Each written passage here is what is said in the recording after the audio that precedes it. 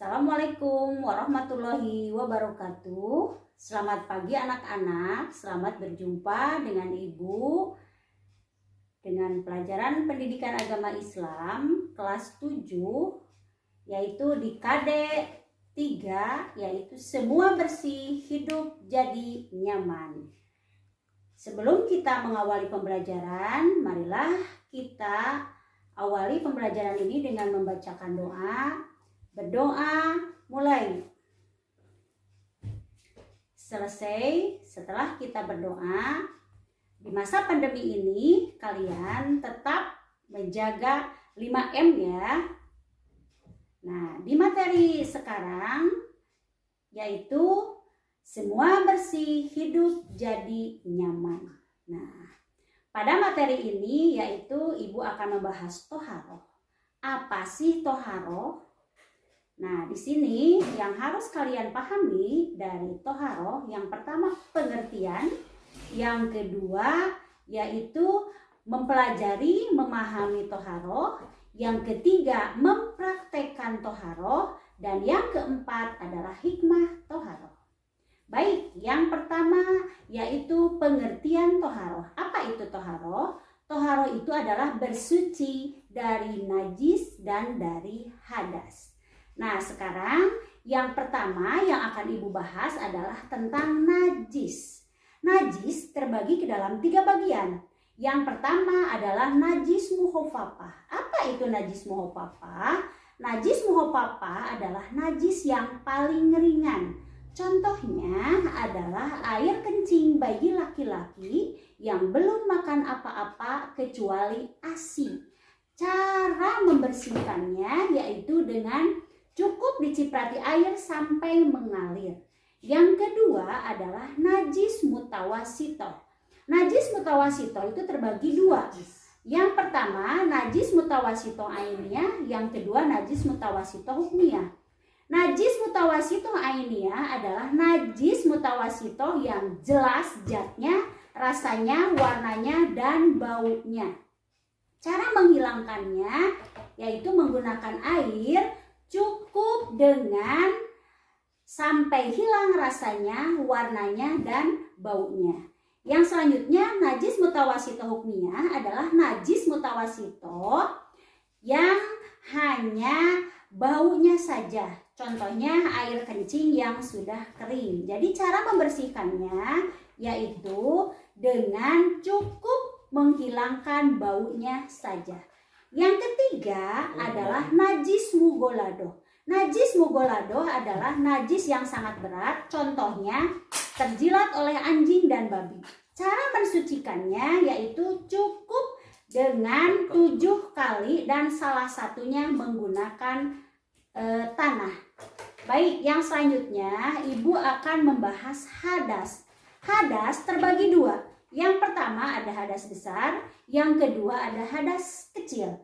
Penyebabnya, yang pertama hadas besar diakibatkan haid untuk perempuan, nifas ya untuk perempuan, yang selanjutnya keluar mani, yang keempat melahirkan, yang kelima meninggal dunia, dan yang keenam adalah melakukan hubungan suami istri. Nah, yang selanjutnya adalah hadas kecil. Apa penyebab hadas kecil? Yang pertama adalah ada sesuatu yang keluar dari kubul dan dubur. Yang kedua, hilang akal. Yang ketiga, bersentuhan kulit laki-laki dan perempuan yang bukan muhrim. Dan yang keempat adalah menyentuh kubul dan dubur. Oke, yang selanjutnya, cara mensucikan hadas besar, yaitu dengan cara mandi wajib. Bagaimana cara mandi wajib? Yang pertama adalah niat.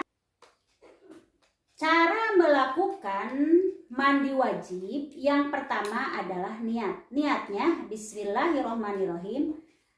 Nawaitu gusla lirobil hadasil akbari lillahi ta'ala. Niat saya mandi wajib untuk menghilangkan hadas besar fardu karena Allah Ta'ala. Yang kedua yaitu menghilangkan najis yang ada di tubuh kita. Yang ketiga, membasuh seluruh tubuh dari ujung rambut sampai ujung kaki. Ya. Dan yang keempat adalah tartib. Tartib itu adalah berurutan. Oke, yang selanjutnya adalah hadas kecil. Hadas kecil yaitu untuk menghilangkan hadas kecil, yaitu dengan cara berwudu. Adapun urutan wudu, yang pertama niat. Bismillahirrohmanirrohim, nawaitu wudu'a liropil hadasil asgori lillahi ta'ala. Niat saya wudu untuk menghilangkan hadas kecil fardu karena Allah Ta'ala. Yang selanjutnya disunatkan kita mencuci telapak tangan, ya. Yang selanjutnya kita disunatkan berkumur-kumur, membasuh hidung. Nah, dengan lubangnya, apalagi sekarang COVID-19, nah itu hidung kita itu harus selalu bersih. Yang selanjutnya membasuh muka, ya. Yang selanjutnya membasuh tangan sampai sikut, ya, itu pada air yang mengalir. Yang selanjutnya mengusap kepala, ya. Membasuh kaki sampai mata kaki, dan yang terakhir tartib. Dan yang terakhir disunatkan kita itu berdoa setelah wudhu. Yang selanjutnya, apabila kita tidak ada air, mau mandi wajib atau mau wudhu, misalkan dalam keadaan kemarau, nah kita menggunakan tanah, yaitu disebut dengan tayamum. Caranya yang pertama niat, Bismillahirrahmanirrahim, nawaitu tayamuma listibahati sholati fardu lillahi ta'ala. Niat saya tayamum untuk melakukan sholat fardu karena Allah Ta'ala. Yang kedua, mengusap muka dengan tanah. Yang ketiga, mengusap tangan kanan sampai sikut, lalu membasuh tangan kiri dengan tanah. Dan yang terakhir adalah tartib. Yang selanjutnya kita sudah selesai, yaitu hikmah toharoh. Hikmah toharoh atau bersuci, kita itu terhindar dari segala penyakit. Yang kedua, sabda Rasulullah, orang yang selalu berwudu nanti wajahnya itu akan bersinar ketika dibangkitkan dari alam kubur. Itu akan terlihat wajah-wajah umat Nabi Muhammad. Yang ketiga, kita lebih dekat kepada Allah. Yang selanjutnya, sabda Rasulullah, at-tahurus satrul iman, kebersihan itu sebagian dari iman. Dan yang terakhir, kalau kita hidup sehat, hidup bersih, hidup itu akan lebih nyaman dan tentram. Nah, untuk tugasnya, silahkan kalian kirim video sedang berwudu ke guru masing-masing. Sekian, jazakallahu khairan katsira. Assalamualaikum warahmatullahi wabarakatuh.